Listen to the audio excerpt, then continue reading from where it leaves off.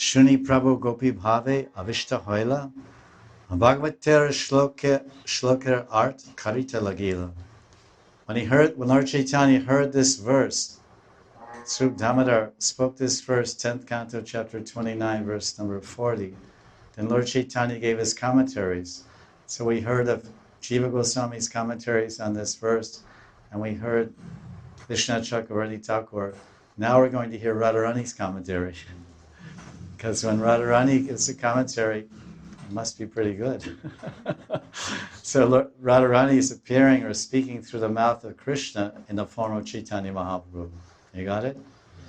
So then first thing, he hears this verse. Upon hearing this verse, we also heard this verse, but many people heard this verse, but they fell asleep. But when Lord Chaitanya heard this verse, it says, Shuni Prabhu. In the verse, I didn't repeat it because we ever heard it. Kastranga ke kalapara amritavena gita. It's right there. Here it's slightly different, but it's the same. That's interesting because that's very interesting. Because this is a BBT publication. Kastranga, it's Kastri Anga, so it's Sandhi. Kastranga te kalapadamrita veno gita. That's very nice. Kalapada amrita veno gita, which makes much more sense. And here it says, Kastranga te kalapada ayata veno gita. Consistency. BBT book, same verse. What about cut and paste? So this, because there are different editions, you see sometimes in Bhagavatam editions, the numbers may vary. It's verse 30 in one edition, 31 in another. And sometimes the words are different. And our acharyas notice that, and they point that out, and they even comment on that. That's a very common practice among Sri Jiva Goswami and Vishnu. They have one edition of the Bhagavatam from 15th century, and they have another edition from the 14th century. Somehow, little interpolation, or who can say exactly how it comes about. But I didn't actually notice that till just now.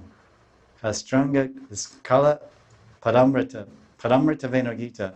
Here it's Padavena Gita, everything's the same, but Ayata, which means long, drawn out, seductive, enchanting melodies.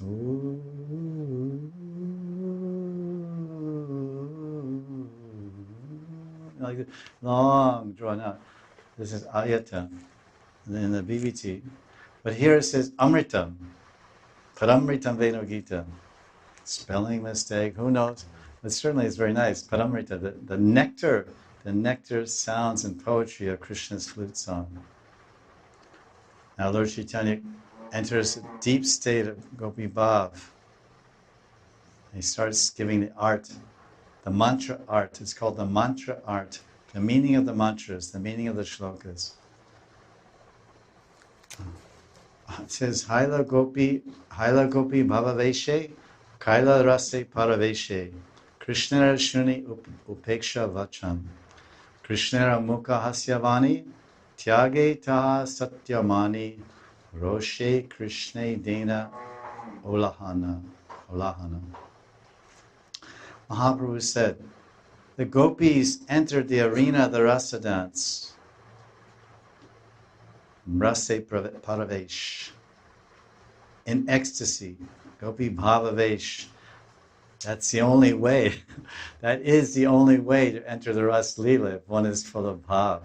That's why over and over and over again, Mahaprabhu and the six Goswamis and all of our Gurugan, they're emphasizing Gopi Bhav, Ate Eva Angikara Gopi Bhav.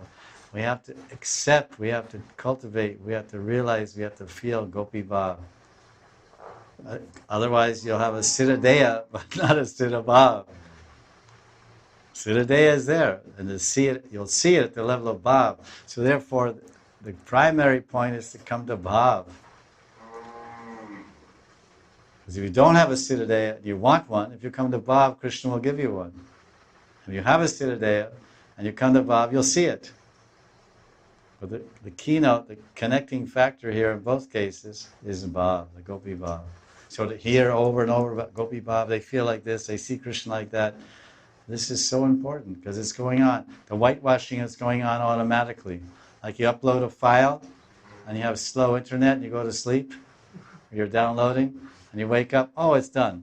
So we're trying to download the files of Gopi Bhav. So we keep hearing, and pretty soon it's there with us. First, there must become masrinya, chitta masrinya. Chitta masrinya, this is a symptom of Bhav, chitta masrinya, it's in Bhakti-rasamrita Sindhu. Chitta masrinya means that consciousness becomes soft, one becomes soft-hearted. Some people have that nature already from their janam, and some people are hard-hearted, so they need a lot more chitta masrinya. This is a symptom of Bhav.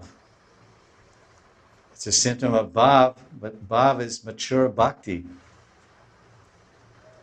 So a bhakta or beginning devotee, they must also cultivate a soft heart. And it's only with a soft heart that one can enter the realm of bhakti to begin with.